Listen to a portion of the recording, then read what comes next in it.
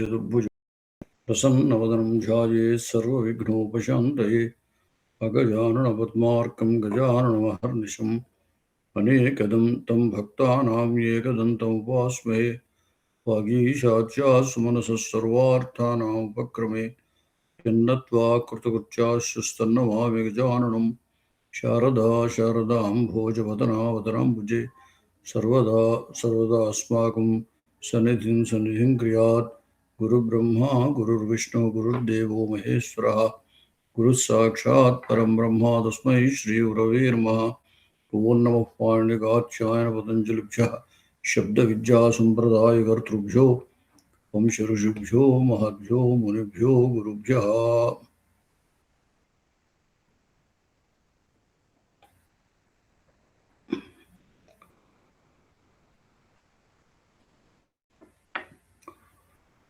మొన్న గముడాగం వరకు చెప్పుకున్నాం. ఇవాళ సంస్కర్త అనేటువంటి రూపాన్ని ఎట్లా సాధించాలో చెప్తున్నారు. సమస్సుటి, సమహ సుటి, వెనకాల నుంచి రుత్వం రుహు అనేది అనువృత్తిగా వస్తుంది. సమో రుహు స్యాత్ సుటి, సమః సమ్మిచ్యస్య రుహు స్యాత్ రుత్వం స్యాత్ సుటి పరే. అలోంత్యస్య సమః ఇది షష్ఠ్యంతం అతః అలోంత్యస్య ఇది పరిభాషయా అంత్యస్య మకారస్య రుత్వం స్యాత్. అత్ర కశ్చన విషయः స్మృతౌ స్థాపనీయం. రుత్వం రేభః, రుత్వం విధీయతే, తత్ర ఉకారः ఉచ్చారణార్థः కేవలం రేభः एव शिष्यते. क्वचित् रेभः भवति, क्वचित् ऋत्वं भवति. ऋत्वं अनूद्य विधानानि भवन्ति. असि च इति ऋत्वस्य उत्वं भवति. एवम् अतोरोरपुल्तादपुल्ते इति आगच्छति, ऋत्वस्य उत्वं भवति. खरवसानयोर्विसर्जनीयः, तत्र खरि अवसाने ज्वरे रेभस्य विसर्जनीयः उक्तः. तत्र रेभशब्देन उभयमपि उच्यते. रेभः उच्यते, ऋत्वमपि उच्यते. परन्तु ऋत्वशब्देन ऋत्वमेव स्वीकरणीयं, रेभः न स्वीकरणीयः. सः भेदः. ऋत्वं रेभः, प्रातर् अन्तर् बहिर् इत्यादिषु विद्यमानः रेभः, ऋत्वं न. रामः इत्यादौ तत्र सुप्रचये सकारस्य ससजुषो रुः इति ऋत्वं विधीयते. तत्र रेभः एव शिष्यते, परन्तु विधानं ऋत्वमिति विधानम्. अतः ऋत्वस्य विधानानि प्रत्येकशः भवन्ति. इतः पूर्वम् उक्तवान् ऋत्वस्य उत्वं भवति इति. तत् उत्वं रेभस्य न भवति, केवलं रेभस्य. अतः तत् स्मृतौ स्थापनीयम्. एतत् सर्वमपि इदानीं ऋत्वप्रकरणम् इति वदन्ति. नाम इतः पूर्वमपि ऋत्वम् उक्तम्, अत्रापि ऋत्वम् उच्यते. ससजुषोरुः इति ऋत्वम्. एवम् उपरि बहूनि सूत्राणि आगच्छन्ति, तत्र ऋत्वं विधीयते. एवम् अत्रापि समः सुटि. समः अलोञ्चस्य इति अञ्चस्य, नाम समः मकारस्य, सम् इत्यत्र विद्यमानस्य अन्ते विद्यमानस्य मकारस्य सुटिपरे ऋत्वं भवति. संकर्ता, आदौ कर्ता इत्येव वर्तते.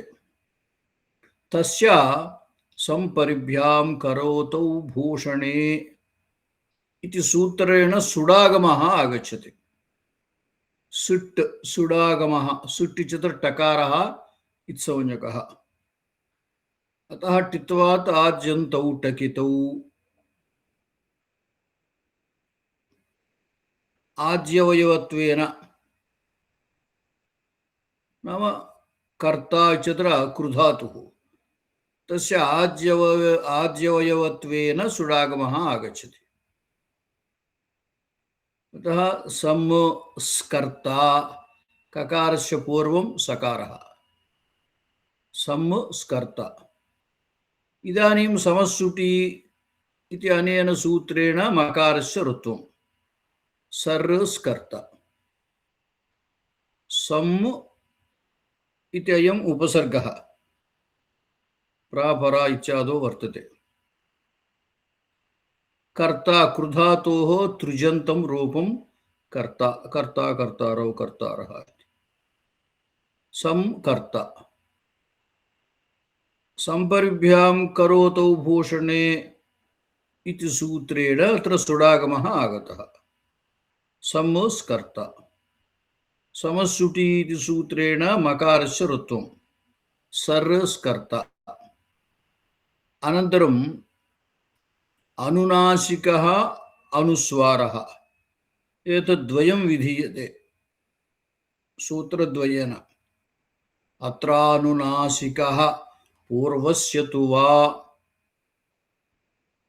अत्र अत्र नाम अस्मिन् ऋप्रकरणे ऋत्वप्रकरणे ऋत्वविधानप्रकरणे नाम ऋत्वविधाने बहूनि सूत्राणि अत्र सन्ति.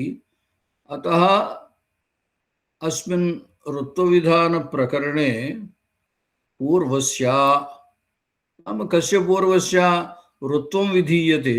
अतः ऋत्वस्य पूर्वं ऋत्वस्य पूर्वः यः वर्तते तस्य अतएव रोः पूर्वस्य इत्युक्तम्. अत्र ऋप्रकरणे रोः पूर्वस्य अनुनासिकः वा स्यात् विकल्पेन अनुनासिकः आगच्छति. अत्र सर् इति वर्तते. रेफः समस्सुटी इत्यनेन विहितः ऋत्वमिति. अतः अत्र विद्यमानः रेफः ऋत्वं. ऋत्वस्य पूर्वं तत्र सकारोपरि अकारः वर्तते. सः अकारः इदानीम् अनुनासिकः भवति. अनुनासिक अकारः सगर् अ इति अनुनासिकत्वेन उच्चारणीयः. सगर् स्कर्ता. अनुनासिकः विकल्पः. अत्र ऋप्रकरणे रोः पूर्वस्य अनुनासिकः वा स्यात्. अतः अनुनासिक अभावपक्षे अन्यत् सूत्रमुच्यते अनुनासिकात् परोनुस्वारः. अनुनासिकात् परः. रोः पूर्वं विद्यमानस्य अचः अनुनासिकः विहितः. इदानीं किमुच्यते अनुनासिकात्.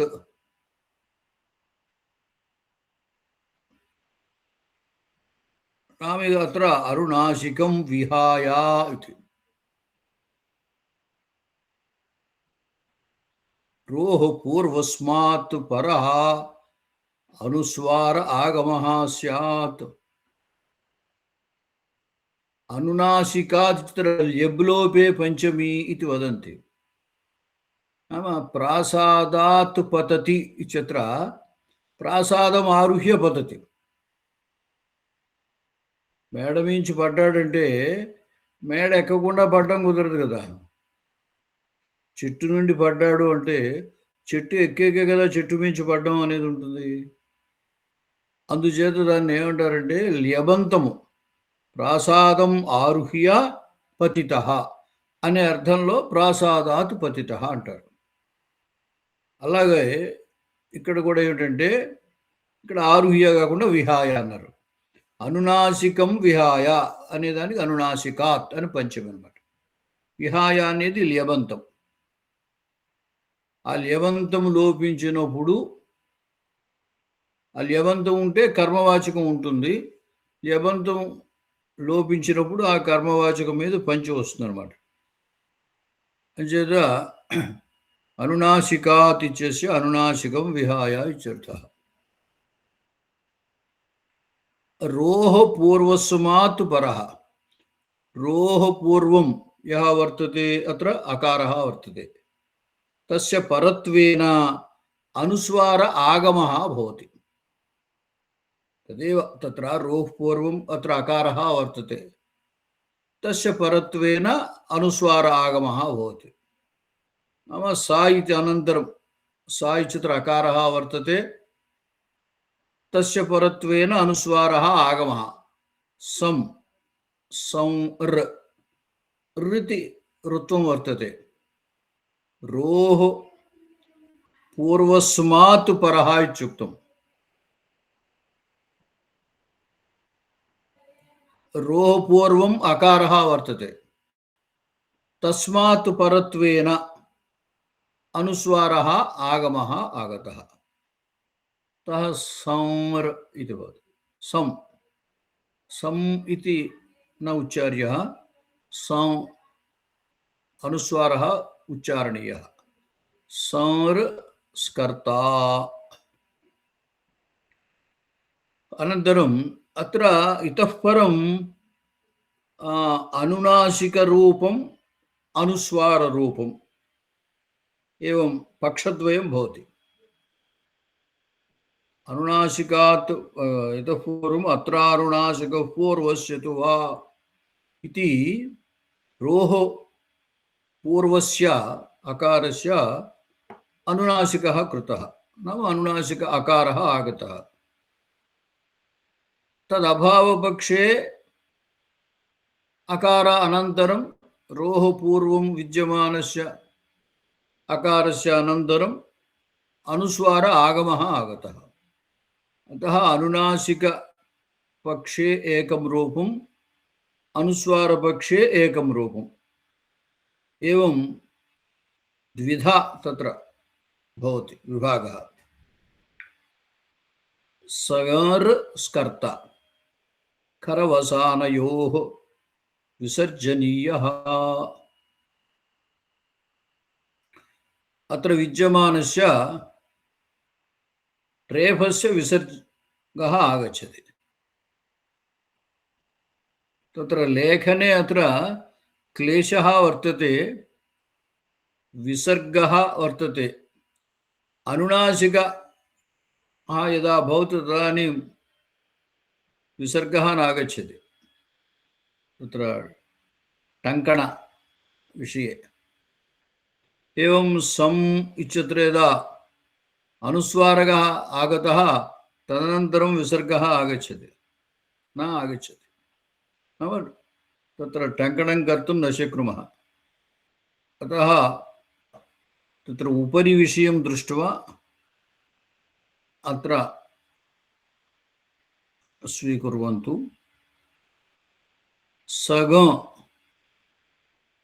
सगर स्कर्ता अत्र अनुनासिकः.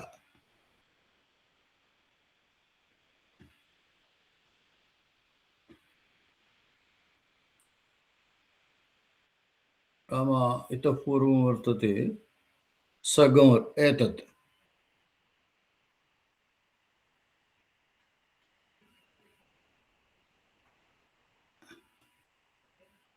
केवलम् अत्र पुनः लिखामि, परन्तु वस्तुतः एकमेव वर्तते.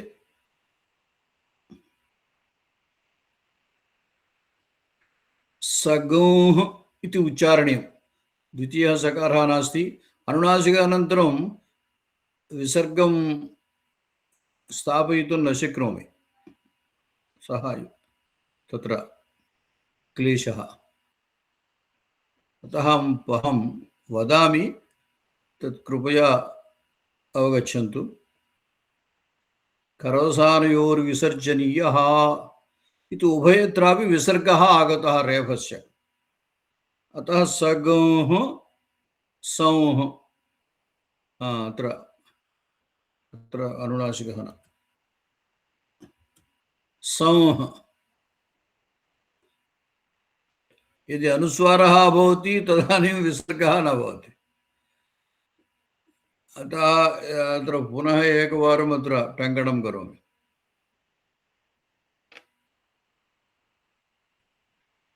నేను చెప్పింది మీకు అర్థమైందా? అనునాసిక తర్వాత విసర్గ, అలాగే అనుస్వార తర్వాత విసర్గ టైప్ చేయడానికి రావట్లేదు. అందువల్ల మీరు సగూహ అనే అర్థం చేసుకోండి.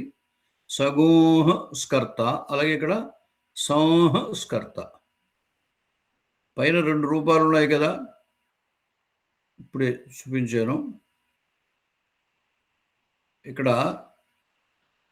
సగం అనునాసిక వచ్చింది. అనునాసిక రాని పక్షంలో అనుస్వార సంహర్. 2 చోట్ల కూడా రేఫకు విసర్గ వస్తుంది. ఈ విసర్గ వచ్చేసరికి ఏమవుతుందంటే అనునాసిక పక్కన విసర్గ లేదా అనుస్వార పక్కన విసర్గ టైప్ అవ్వట్లేదు. అంటే వ్యాకరణ రీత్యా వచ్చిన భాషలో అలా ఉండదన్నమాట. అందుకోసం, ఎందుకంటే ఇక్కడ విసర్గ వచ్చే కదా, విసర్గ అలా ఉండదు, మారిపోతుంది.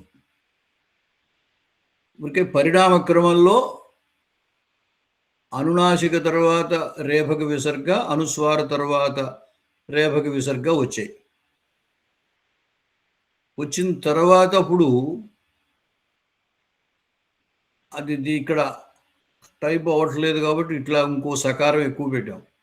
కానీ వస్తుతః ఒక సకారమే, అనునాసిక ప్లస్ విసర్గ. సగంహ స్కర్త, అలాగే సంహ స్కర్త. దాని తర్వాత విసర్జనీయస్య సహా, కరి పరే విసర్జనీయస్య సహా స్యాత్. కర్రు పరంగా ఉండగా విసర్గకు సకారం వస్తుంది. స్కర్త అనేటువంటి చోట సకారం కర్. ఈ కర్రు పరంగా ఉండగా విసర్గకు సకారం రావాలి. అయితే దానికి మళ్ళీ ఏతద్ అపవాదే వాశరీతి పాక్షికే విసర్గే ప్రాప్తే. వాశరీ మనకి ఇవి విసర్గ సంధిలో వస్తాయి ఈ సూత్రాలు. వాశరీ షర్ పరంగా ఉంటే విసర్గకు విసర్గే వస్తుంది అని సూత్రం చెబుతోంది. ఇక్కడ షర్రు స్కర్తాలో సకారం షర్రు. షర్రు పరంగా ఉంది కాబట్టి విసర్గకు విసర్గే వస్తుంది. అయితే అది వికల్పం. అందువల్ల ఏమవుతుంది, ఇక్కడ ఒక పక్షంలో విసర్గకి సకారం, ఒక పక్షంలో విసర్గకి విసర్గే రావడము ఉంటుంది. అలా ఉన్న సందర్భంలో మరొక వార్తికం ఇక్కడ సంపుం కానాం సో వక్తవ్య. సంపుం కాన్, వీటి యొక్క విసర్గకి సహా సకారమే వస్తుంది. అంటే విసర్గకు విసర్గకు రావడం కానీ, అంటే వికల్పంగా విసర్గకు విసర్గకు రావడం, లేదా ఇంకో పక్షంలో విసర్గకు సకారం రావడం అనేటువంటి పక్షద్వయం లేదు. ఇక్కడ నిత్యంగానే ఈ సం పుం కాన్ అనే ఈ మూడిటికి విసర్గ సకారం చేయాలి. అంటే ఈ మూడిటి విసర్గకి సకారం చేయాలి అని చెప్పారు. అందువల్ల ఏమవుతుంది, పైన ఉన్నటువంటి విసర్గకు సకారమే వస్తుంది అనమాట. వస్తే సంస్కర్త సగుంస్కర్త అనేది ఒకటి. దీన్ని ముందుకు తీసుకెళ్దాం. అనునాసిక రూపాన్ని ముందు పెడుతున్నాను. అంటే ఎందుకంటే సూత్ర వరుసలో అనునాసిక ముందు చెప్పారు, తర్వాత అనుస్వార చెప్పారు. అంచేత అనునాసిక రూపంలో ఉన్న విసర్గకి సకారం వస్తే సగంస్కర్త. అంటే మొదట కర్త ఉంటే దానికి సుడాగమం వచ్చి స్కర్త అయింది. సమ్ములో మకారానికి రుత్వం వచ్చి విసర్గ వచ్చి ఆ విసర్గకి సకారం రావడం వల్ల అదొక సకారము, స్కర్త దగ్గర సుడాగమ సకారము అంటే 2 సకారాలు అయ్యాయి. సగం స్కర్త, సంస్కర్త. అంటే ఇక్కడ 2 సకారాలతోటి ఉన్నాయి. అనునాసిక రూపం, అనుస్వార రూపం. 2 సకారాల్లో 2 సకారాలతో అనునాసిక రూపం ఒకటి, అనుస్వార రూపం ఒకటి. ఇప్పుడు సమోవా లోపమేకే ఇది భాష్యం. భాష్యంలో ఇది ఒక వార్తికం, సమోవా లోపమేకే అని. ఇలా ఎందుకు ఇచ్చారంటే వార్తికకారుడు చెప్పిన వార్తికం కాదు ఇది, పతంజలి భాష్యంలో చెప్పిన వార్తికం. అంచేత ఇది భాష్యంలో ఉంది కాబట్టి ప్రత్యేకించి చెప్పారు. దీనివల్ల ఏమైందంటే 2 సకారాల్లో ఒక సకారం లోపిస్తుంది. ఇది సమహ. సమ్ము దగ్గర అంటే సమ్ములో మకారాన్ని రుత్వం వచ్చి, రుత్వానికి విసర్గ వచ్చి, విసర్గకి సకారం వచ్చింది కదా, ఆ సకారము లోపిస్తుంది. సమోవా లోపమేకే అనే భాష్య వార్తికం చేత సకార లోపం వస్తుంది. అలా ఒక సకారం లోపించేసరికి ఏమవుతుంది? అనునాసికతోటి సగం స్కర్త ఒక సకారం, అలాగే అనుస్వారతోటి ఒక సకారంతో సంస్కర్త అని. అదే కింద ఇక్కడ ఇచ్చాను చూడండి, సంస్కర్త, సగంస్కర్త. ఇది కూడా మళ్ళీ ఇలా మారుద్దానండి. అనునాసిక మనకి కావాల్సింది కాబట్టి ముందు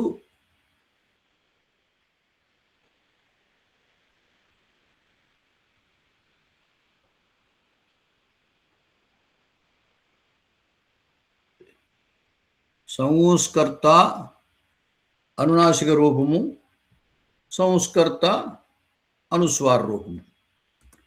అంటే ఇక్కడ ఈ నెంబర్లు 1 1 ఎందుకు వేసామంటే అనునాసికతోటి ఒక రూపం, అనుస్వారతో ఒక 2 పక్షాలు, 2 భాగాలు ఇవి. చివరిదాకా అనునాసికతో రూపాలు, అనుస్వార రూపాలు వేరు ఛానల్స్లో ఉంటాయి అన్నమాట. అందుకోసం అలా చూపిస్తాం. అదేవిధంగా పైన చెప్పినదే అంటే సకారానికి లోపం ఒకసారి చేస్తే ఒక సకారంతో సగంస్కర్త, సంస్కర్త. పైన లోపం రానటువంటిది పైన ఇచ్చాం, సగంస్కర్త, సంస్కర్త. అది రెండవది అనమాట. 2 సకారాలతో అనునాసిక రూపము, అనుస్వార రూపము. ద్విసకారంతు ఉక్తమేవా, టెక్స్ట్లో ఉంది ఇదంతా. 2 సకారాలతో ఉన్న రూపం ఇంతకు ముందే చెప్పేమో అన్నారు. అంటే పైన చూపించింది సగంస్కర్త, సంస్కర్త అనేది.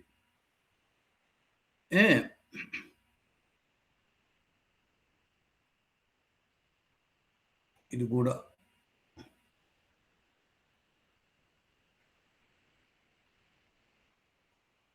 ముందు పెడుతున్నాను, అంతకంటే ఏం లేదు ఇక్కడ. తర్వాత ఇక్కడ ఒక చిన్న మాట చెప్పాడు పైన, లోపస్యాపి రుప్రకరణస్థత్వాత్ అనుస్వార అనునాసికాభ్యాం ఏకసకారం రూపద్వయం అన్నాడు. లోపస్యాపి రుప్రకరణస్థత్వాత్, లోపము కూడా రుప్రకరణంలోనే ఉంది కాబట్టి, అంటే అది రుత్వ ప్రకరణంలోనే ఈ సమోవా లోపమేకే అనేటువంటిది ఉన్నది కాబట్టి 2 చోట్ల కూడా అనునాసిక ఉన్న పక్షంలోనూ, అనుస్వార పక్షంలోనూ 2 చోట్ల కూడా ఒక సకారం లోపించడం చేత అనుస్వార రూపం ఒకటి, అనునాసిక రూపం ఒకటి. అది మొదటి రూపాల కింద ఇచ్చారు, సగంస్కర్త, సంస్కర్త. ఈ లోపము రాని పక్షంలో 2 సకారాలతోటి సగంస్కర్త, సంస్కర్త. ఇక్కడ 2 అంకెలు వేసాం అందుకే. తర్వాత తత్ర అనచిచ ఇది సకారస్య ద్విత్వపక్షే అనచిచ అచఃపరస్య యరో ద్వే వాస్తః నత్వచి అని కదా. ఆ అనచిచ సూత్రం చేత సకారానికి ద్విత్వపక్షే త్రిసకారమపి రూపద్వయం. ఇప్పుడు అచఃపరస్య యరహ అని కదా,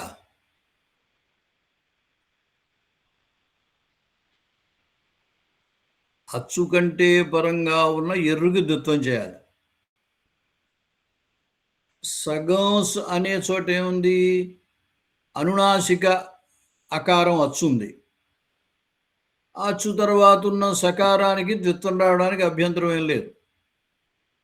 అనునాసిక ఉన్న చోట అంటే ఇక్కడ చూడండి, నేను ఇప్పుడు దీన్ని సెలెక్ట్ చేస్తున్నాను. ఇక్కడ సగం సా మీద ఉన్నది, సకారం మీద ఉన్నది అనునాసిక అకారం, అది అచ్చు. అచ్చు తర్వాత సకారం ఉంది కాబట్టి సకారానికి ద్విత్వం వస్తుంది. అప్పుడు 3 సకారాలు అవుతాయి. సగంస్కర్త అని. ఒకే అక్షరం 2 కంటే ఎక్కువ ఉన్నా మనం పలకలేములేండి, ఓకే, రాయటం వరకునే అంతే. వ్యాకరణ రీత్యా అక్కడ వచ్చే అవకాశం ఉంది కాబట్టి చూపించారు అంతే. అంచేత పలికేటప్పుడు సగంస్కర్త అనే పలుకుతాం, 2 సకారాల వరకునే వస్తాయి. ఇక్కడ అనచిచ అనేది రావటానికి ఇబ్బంది ఏమి లేదు, ఎందుకంటే అనునాసిక ఆకారం అది కూడా వచ్చే కాబట్టి అచ్చు తర్వాత ఉన్న ఎర్రు సకారం, సకారానికి ద్విత్వం వచ్చింది. అయితే సంస్కర్త అనే అనుస్వార రూపం దగ్గర ద్విత్వం వచ్చే అవకాశం లేదు. ఎందువల్ల, సం అనే చోటున్న సకారం మీద అకారము, అకారం తర్వాత అనుస్వారం ఉంది. అనుస్వారం మరి అచ్చు అని మనకి ఏమి చెప్పలేదు ఎక్కడ. అనునాసిక అయితే అచ్చులన్నీ కూడా అనునాసిక అననునాసిక 2 రకాలు చెప్పారు. ముఖనాసిక, వచనోనునాసిక అనే చోట ఈ అనుస్వారిని అచ్చుల్లో ఎక్కడ మనకి చెప్పలేదు. పైగా అది ఎప్పుడు సాధారణంగా ఎక్కడ వస్తూ ఉంటుంది, మకారానికి అనుస్వారం వస్తూ ఉంటుంది, నకారానికి అనుస్వారం అంటే హల్లు స్థానంలో వస్తూ ఉంటుంది. మరి అనుస్వార తర్వాత ఉన్న సకారానికి ద్విత్వం వచ్చే అవకాశం లేదు. కాబట్టి ఇక్కడ రాస్తున్నారు, కింద చూడండి, అనుస్వార విసర్గ జిహ్వామూనీయ ఉపధ్మానీయ యమానాం అకారోపరి శర్షుచ పాఠస్య ఉపసంఖ్యాతత్వేన అనుస్వారస్యాపి అచ్త్వాత్. అది ఇక్కడ అనుస్వార తర్వాత ఉన్న సకారానికి కూడా ద్విత్వం వస్తుంది అని ఎందుకు చెప్పామో దానికి కారణం రాస్తున్నారు. వీటికి అయోగవాహములు అని పేరు ఇక్కడ ఇచ్చిన లిస్టుకి. ఏమిటి? అనుస్వార, విసర్గ, జిహ్వామూలీయము, ఉపధ్మానీయము, ఈ 2 అర్ధ విసర్గలు. కాఖాలకి ముందున్న అర్ధ విసర్గని జిహ్వామూలీయం అంటారు.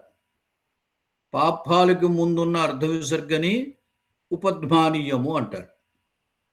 తర్వాత యం అనేది మనకి ఆ బాహ్య ప్రయత్నాలు చెప్పినప్పుడు చెప్పారు. పలిక్ని చక్నతు అగ్ని ఘనంతి చిత్ర అనే చోట ప్రాతిశాఖ్యలో ఈ యం అనే వర్ణాలు ప్రసిద్ధం అయి ఉన్నాయి అని చెప్పారు. అంటే కాకి ఇంకో కకారం, చక్నతు అక్కడ కాకి మరో కకారం, అలా ద్విత్వంగా కనపడే ఖకారాన్ని కాఖ వాటిని ఎమ్ములు అంటారు అని చెప్పారు. అయితే ఇవి మొట్టమొదట ప్రత్యాహార సూత్రాలు ఉన్నాయే, వర్ణ సమామ్నాయ సూత్రాలను కూడా అంటూ ఉంటారు. మాహేశ్వర సూత్రములు, అయువున్, రుళుక్ ఇత్యాది సూత్రాలు. వాటిల్లో వీటి యొక్క ప్రస్తావన ఏమీ లేదు. ఏమిటి? అనుస్వార, విసర్గ, జిహ్వామూలీయ, ఉపధ్మానీయ, యం వీటి యొక్క ప్రస్తావన ఎక్కడా లేదు. అయితే ఇవి భాషలో ఉన్నాయి. మిగతావైతే అక్కడ ఏమైంది, అకారము హ్రస్వమే ఉన్నా ఆ అకారము మిగతా దీర్ఘప్లుతములను గ్రహిస్తుంది అని చెప్పడం చేత మిగతా దీర్ఘము ప్లుతం అక్కడ లేకపోయినా ఇబ్బంది ఏమి రాలేదు.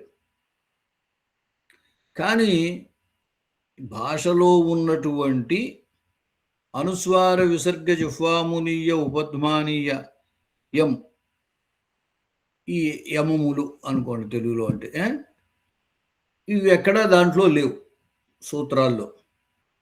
అందుచేత ఏం చేశారు, వీటిని అకారోపరి, ఐగుణ్లో అకారం తర్వాత శర్షు శశసర్ అనేటువంటి ప్రత్యాహారం అక్కడ, అంటే ఆ శశసర్ అనే సూత్రంలోను 2 చోట్ల పఠించారు.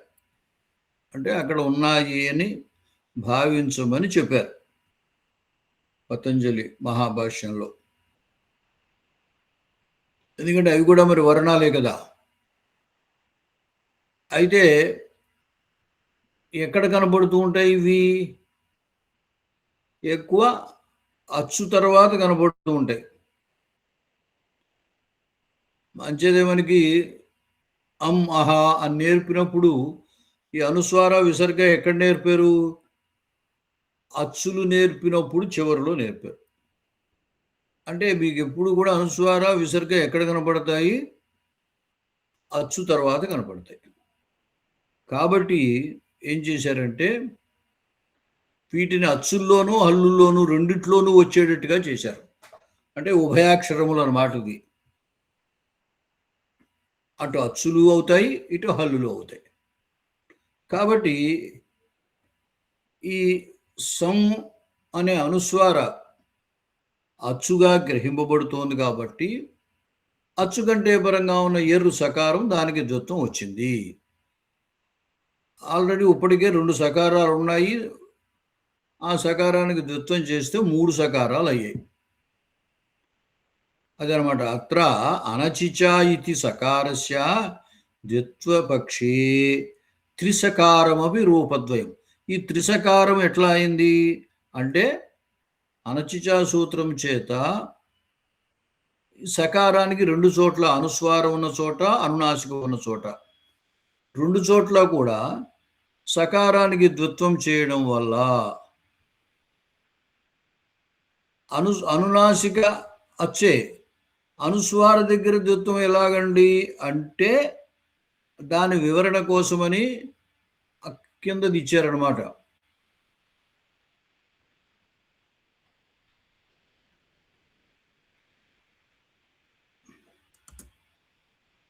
అనుస్వార విసర్గ జిహ్వామూలీయ ఉపధ్మానీయ యమానాం అకారోపరి, వీటన్నిటినీ అకారం తర్వాత శర్షు శశసర్ అనే ప్రత్యాహారం శర్, వాటి యందు పాఠస్య ఉపసంఖ్యాతత్వేన, అంటే పాఠాన్ని చెప్పడం చేత అనుస్వారానికి కూడా అచత్వం ఉంది. కాబట్టి అచ్చు కంటే పరంగా ఉన్న సకారానికి ద్విత్వము అంటే అనుస్వారం ఉన్న చోట కూడా అనుస్వార తర్వాత ఉన్న సకారానికి ద్విత్వం వచ్చింది. అలా ఉభయత్రా కూడా ద్విత్వం రావడం వల్ల 3 సకారాల రూపాలు 2 అయ్యాయి అని చెప్పాడు. అంటే ఇప్పటికి ఏమైంది, అనునాసికతోటి 1, 2, 3 సకారాలతో ఏకసకారం, ద్విసకారకం, త్రిసకారకం. అలాగే అనుస్వారతో కూడా ఏకసకారకం, ద్విసకారకం, త్రిసకారకం. ఇది ఒక 3 రూపాలు, అవి ఒక 3 రూపాలు. అనునాసికతో 3 రూపాలు, అనుస్వారతో 3 రూపాలు అయ్యాయి. ఇంకా తర్వాత ఇంతవరకు మనకి ప్రధానంగా తెలియాలి సమ్ము కర్త. ఒకసారి పైకి వెళ్ళి చూడండి.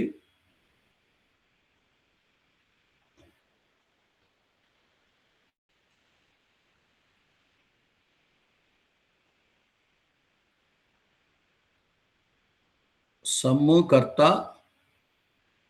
ఇక్కడ సంపరిభ్యాం కరోతో భూషణే సెలెక్ట్ చేసాను చూడండి. సమ్ముకర్త సంపరిభ్యాం కరోతో భూషణే అనే దానికి సుడాగము వచ్చింది. వస్తే సమ్ముస్కర్త. ఇప్పుడు మకారానికి సమస్సుటి అనే సూత్రం చేత రుత్వము వస్తే సర్రస్కర్త. ఇలా ఉండగా అత్రానునాసిక పూర్వస్యతువా అనే సూత్రం చేత రుత్వానికి పూర్వమందున్న అకారానికి అనునాసిక వచ్చింది. వస్తే సగరు స్కర్త అయింది. తర్వాత ఈ అనునాసిక రాని పక్షంలో అనునాసికాత్ పరోనుస్వార అని అకారం తర్వాత అనుస్వార ఆగమంగా వచ్చింది. సంరుస్కర్త. సగరుస్కర్త అనునాసిక వస్తే సగరుస్కర్త, అనుస్వారం వస్తే సంరుస్కర్త. అయ్యాక ఖరవసానయోర్ విసర్జనీయ అని రేఫకు విసర్గ వచ్చింది. అప్పుడు సగంస్కర్త సంహుస్కర్త. ఇక్కడ పక్కన ఇంకో సకారం రాశాను, భ్రమపడవద్దు. ఆ విసర్గ చూపించడం కోసం అనునాసిక పక్కనే విసర్గ అనమాట. అలాగే అనుస్వార పక్కనే విసర్గ ఉన్నట్టు. అక్కడ రెండవ సకారం సైలెంట్ అనుకోండి, సకారం లేదనుకోండి. సగంహ స్కర్త సంహ స్కర్త. తర్వాత ఆ విసర్గకి విసర్జనీయస్య సహా అని సకారం. ఆ విసర్జనీయస్య సహా అని బాధించి వాసరి అని విసర్గకి విసర్గే వస్తుంది. అందువల్ల ఏం చెప్పారంటే ఈ విసర్జనీయస సహా అనే సకారము రాదు, వాసరి అనే సూత్రం వల్ల విసర్గకి విసర్గ రాదు. ఈ రెండిటికి అపవాదుగా సంపుంకానాం సో వక్తవ్య అనే వార్తికం చేత విసర్గకి సకారమే వస్తుంది అని చెప్పారు. అంచేత సగంస్కర్త అక్కడ ఉన్నటువంటి విసర్గకి సకారం వస్తే అంతకుముందు సుడాగము, ఆ సుడాగము సకారం ఒకటి, ఇప్పుడు విసర్గ స్థానంలో వచ్చిన సకారం ఒకటి. అందువల్ల రెండు సకారాలు అయ్యాయి. సగంస్కర్త సంస్కర్త. ఇలా ఉండగా సమోవా లోపమేకే అనేటువంటి భాష్యవచనం చేత ఒక సకారానికి లోపం చేశారు. ఈ లోపం ఇది కూడా వికల్పం. అంచేత సకార లోపము వచ్చిన పక్షంలో అనునాసికలో సగంస్కర్త, అనుస్వారలో సంస్కర్త, రెండు చోట్ల ఒక సకారమే. అంచేత ఒక సకారంతో అనునాసిక రూపం ఒకటి, అనుస్వార రూపం ఒకటి. రెండు సకారాలతో పైన చూపించిందే దాన్నే ద్విసకారంతో ఉక్తమేవా పైన చెప్పేమో అని చెప్పి చూపించారు. కాబట్టి రెండు సకారాలతోటి అనునాసిక రూపం ఒకటి, అనుస్వార రూపం ఒకటి. దాని తర్వాత అనిచిచ అనే సూత్రము చేత అనుస్వార కూడా అచ్చుల్లో స్వీకరించారు. అందువల్ల రెండు చోట్ల కూడా ఈ సకారం ద్విత్వం, అనునాసికలో సకారానికి ద్విత్వం, అనుస్వారం ఉన్న చోట సకారానికి ద్విత్వం. అలా చేయడం వల్ల మూడు సకారాలతో రెండు రూపాలు. ఈ విధంగా అనునాసిక పక్షంలో 1, 2, 3 సకారాలతో 3 రూపాలు. అలాగే అనుస్వారం ఉన్న చోట కూడా 1, 2, 3 సకారాలతో 3 రూపాలు అక్కడికి అయిందనమాట. ఇక పైన భట్టోజీ దీక్షితులు గారు సరదాగా అష్టోత్తర శతనామావళి అంటూ ఉంటాం కదా, అంచేది ఈ సంస్కర్త కూడా 108 రూపాయలు చెప్పారు. తర్వాత చెప్పాము అనుస్వార అచ్చు ఎలా అయిందో ఇక్కడ చెప్పారు. అనుస్వార విసర్గజు ఫామూలీయ ఉపద్మానీయమాన మకారోపరి శీర్షుచ పాఠస్య ఉపసంఖ్యాతత్వేన అనుస్వారస్యాపి అచత్వాత్ అని చెప్పారు. తర్వాత అనునాసికవతాం త్రయాణం శరఃఖయ ఇతి కద్విత్వే షట్. అనునాసికవతాం త్రయాణం మొదట అనునాసిక ఉన్న రూపాలను తీసుకోమన్నారు. శరఃఖయ అంటే శరః పరస్య ఖయ ద్వే వాస్త. ఇక్కడ శరః పరస్య అన్నప్పుడు ఏమైంది? కర్త సకారం షర్రు, అంచేత షర్రు తర్వాత ఉన్న కకారం ఖయ్యు, అంచేత ఆ కకారానికి ద్విత్వం చేశారనుకోండి.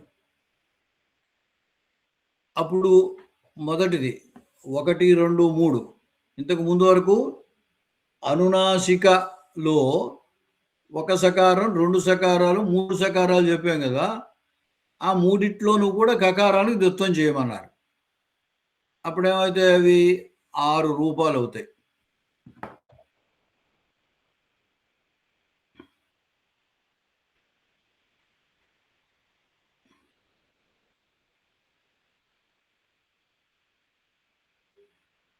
తకారం ఒకటే ఉంది అప్పటికి. కకారానికి ద్విత్వం అంటే 1 సకార రూపంలో కకారానికి ద్విత్వం, 2 సకారాల రూపంలో కకారానికి ద్విత్వం, 3 సకార రూపంలో కకారానికి ద్విత్వం. అప్పుడు కర్త దగ్గర తకారం ఒకటే ఉంది. అంచేది ఊరికే ఏకతకారం అని ఇక్కడ ఇచ్చామనుకోండి. ఎందుకు ఇచ్చామంటే తర్వాత వచ్చే చోట తకారానికి కూడా ద్విత్వం వస్తుంది. అంచేత ప్రస్తుతం 1 తకారమే ఉంది అని చెప్పడం కోసమని అక్కడ ఇచ్చాం. ఇప్పుడు 3, 3, 6 అంటే వస్తుత అక్కడ మనం ప్లస్ గుర్తు వేయాలి. 3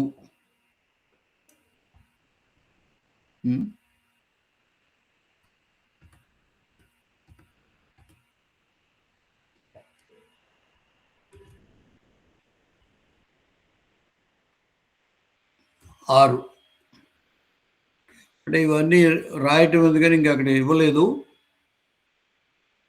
అనునాసికతో ముందు 3 రూపాయలు పైన చూపించాం కదా, వాటిల్లో ఉన్న కకారాన్ని ద్విత్వం చేస్తే 1 కకారంతో 3, 2 కకారాలతో 3, 6 రూపాయలు అవుతాయి. తర్వాత అనుస్వారవతాం అనుస్వారస్యాపి ద్విత్వే ద్వాదశ. ఆయనకి చెప్పాను కదా, సరదాగా చెప్తున్నారు ఆయన. 108 రూపాయలు తయారు చేస్తున్నారు. అనుస్వారం ఉన్న చోట అనుస్వారవతాం అనుస్వారస్యాపి ద్విత్వే అన్నారు. అనుస్వారస్య అపి అనడం వల్ల ఏమవుతుందంటే అంతకుముందు సకారానికి ద్విత్వం చేశాం, ఇప్పుడు అనుస్వారకు కూడా ద్విత్వం చేయమన్నారు. అనుస్వారవతాం అనుస్వారస్యాపి ద్విత్వే, కకారానికి ద్విత్వము, అనుస్వారకి ద్విత్వం. ఇప్పుడు కకారానికి పైన ఎలాగైతే అనునాసిక దాంట్లో కకారానికి ఎలా అయితే శరఃఖయ శరు తర్వాత ఉన్న ఖయ్యు అంటే సకారం తర్వాత ఉన్న కకారం ఖయ్యు, దానికి ద్విత్వం ఎలాగైతే అనునాసిక దాంట్లో చెప్పామో అనుస్వార దాంట్లో కూడా అదే. ఎందుకంటే అక్కడ కూడా శరు తర్వాత ఖయ్యు ఉంది, స్కర్త అనే కదా అక్కడ కూడా ఉంటా. సకారం శరు, దాని తర్వాత కకారం ఖయ్యు. కాబట్టి కకారానికి ద్విత్వం వచ్చింది అనుకోండి, అవి కూడా 6 అవుతాయి. అంతేకాకుండా మళ్ళీ అనుస్వారకు కూడా ద్విత్వము అంటున్నారు. అనుస్వారకి ద్విత్వం ఎలా వస్తుందంటే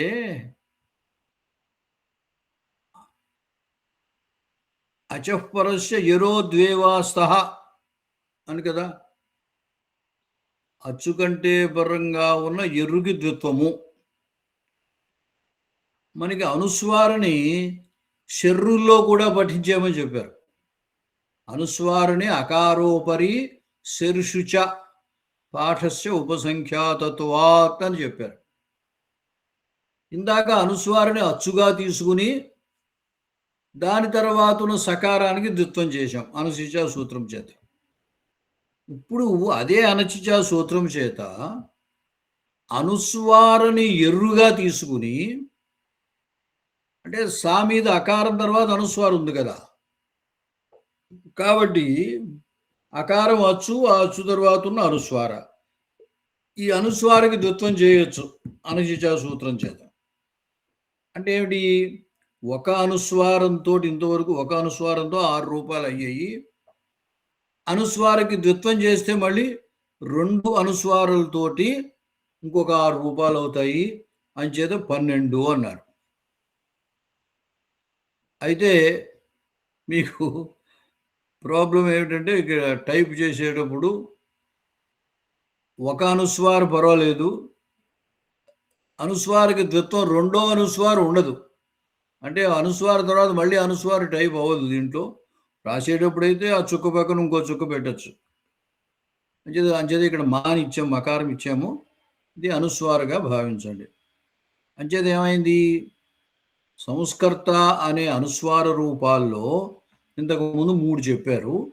ఆ మూడిట్లో కకారానికి ద్విత్వం చేస్తే ఇందాక అనుకున్నట్టుగా పైన అనునాసికతోటి ఎట్లా అయితే అనుకున్నామో ఇక్కడ కూడా అనుస్వారతో కూడా కకారానికి ద్విత్వం వస్తే 6 అవుతాయి. మళ్ళీ వీటిల్లో అనుస్వారకి ద్విత్వం చేస్తే అవి ఒక 6 అవుతాయి. అప్పుడు 12 అయ్యాయి.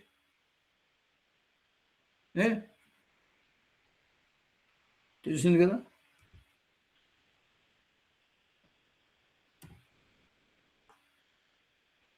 అంటే ఒక అనుస్వారతో 6 రూపాయలు, 2 అనుస్వారాలతో 6 రూపాయలు, 12 రూపాయలు. ఇక్కడ 3, 3 అని ఇచ్చాం. 3లో మొదటి 3 ఒక అనుస్వార, ఒక కకారం. రెండవ 3 ఒక అనుస్వార, 2 కకారాలు. దాని పక్కన మళ్ళీ 3, 3, 6 ఇచ్చాం. అవేమిటి? 2 అనుస్వారాలు, ఒక కకారంతో 3 రూపాయలు, 2 అనుస్వారాలు, 2 కకారాలతో 3 రూపాయలు, 6.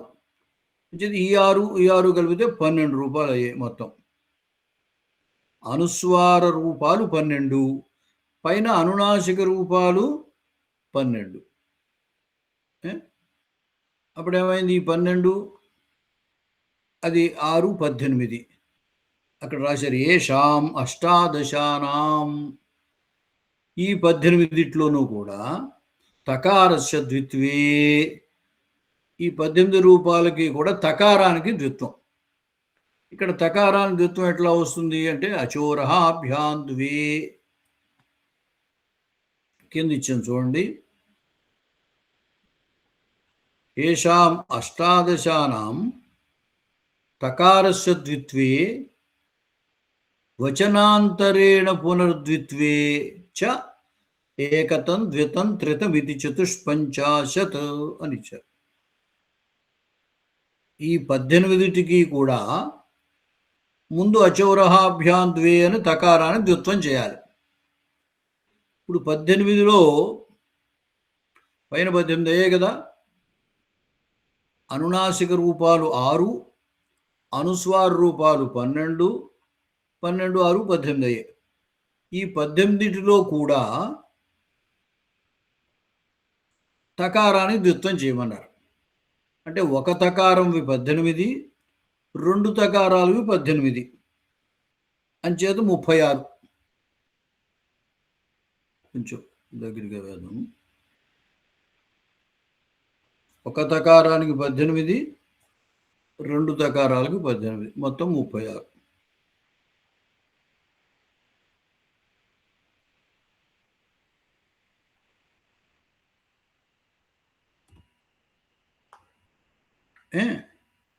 తర్వాత యణోమయో ద్వే వాచ్యే ఇది తకారస్య ద్విత్వం.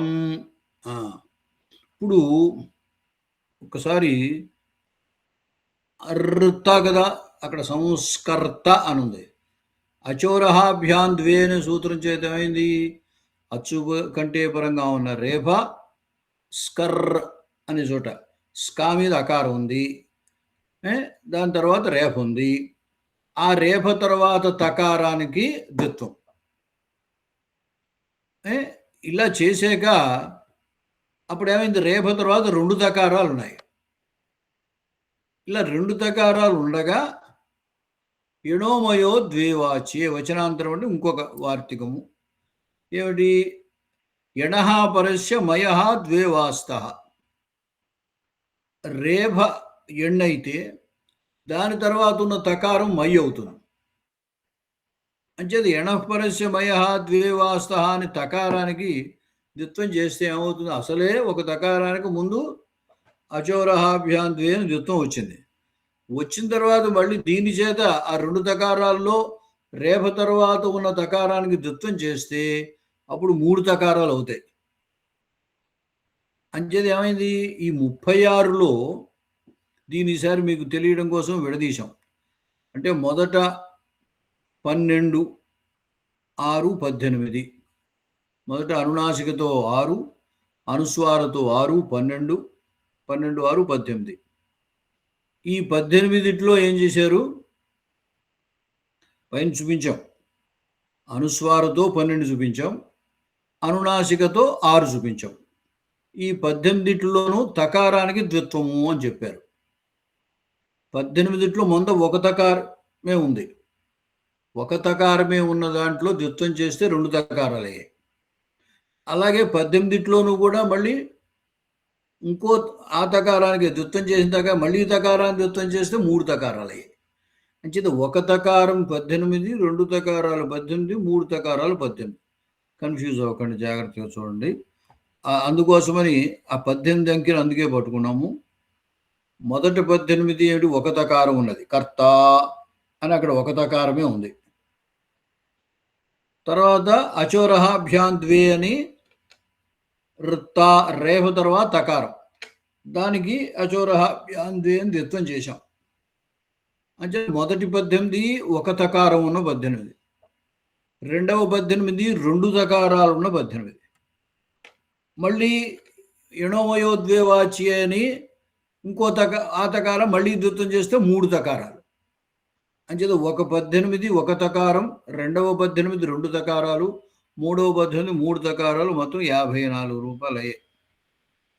ఈ 54టికి కూడా చివర ఉన్న అచ్చుకి అణోనునాసికత్వే అణోప్రగృహ్యస్యానునాసిక అని సూత్రం ఉంటుంది. అణః మనకి ఇది ప్రకృతి భావ చెప్పేమే, ఆ ప్రకృతి భావ ప్రకరణంలో చివరి సూత్రం ఇది.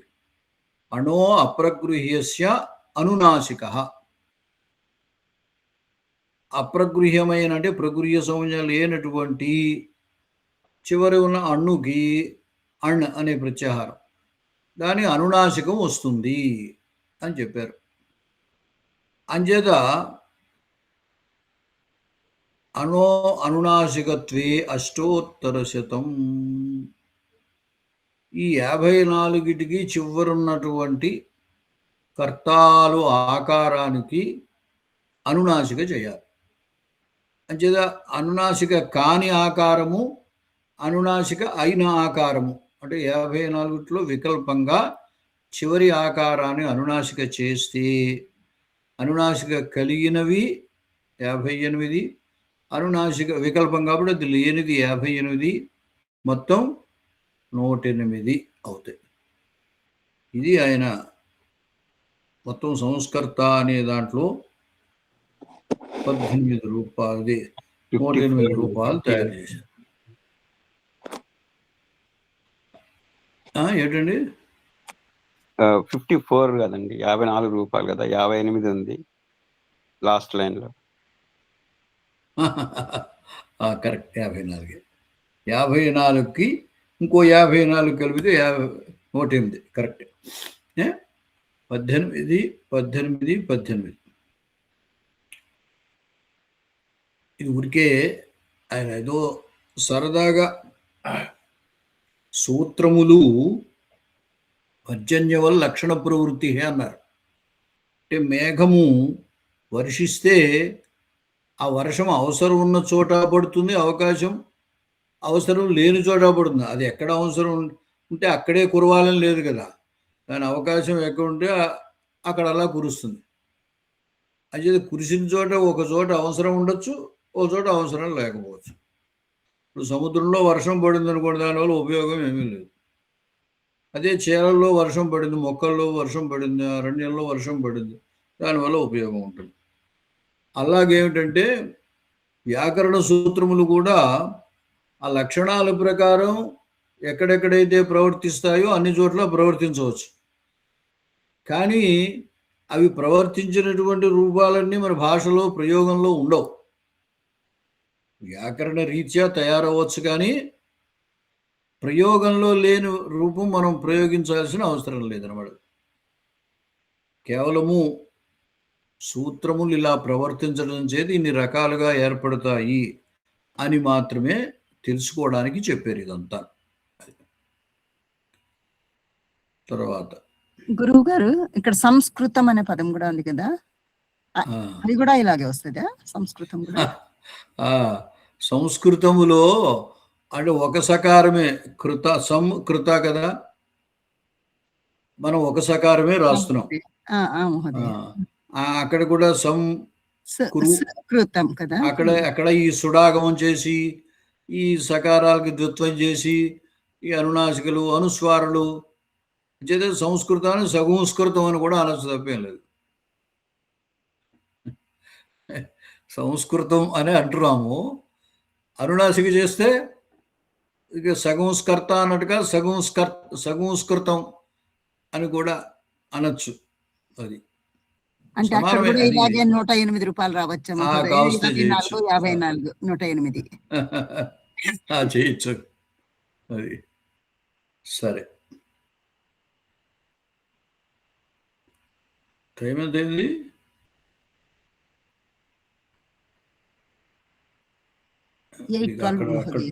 అక్కడ టైము 8:15 అయిపోయిందా? సరే, ఇక్కడికి ఆపుదానండి. దీని తర్వాత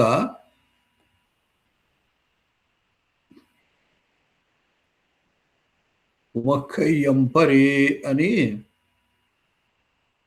పుంస్కోకిలహ అనేటువంటి చోట పుమ్ అనే శబ్దం ఉంది, దాన్ని చెబుతున్నారు. పుమక్కయ్యంపరే అని సూత్రం. ఇక్కడతోటి ఆపుదాము.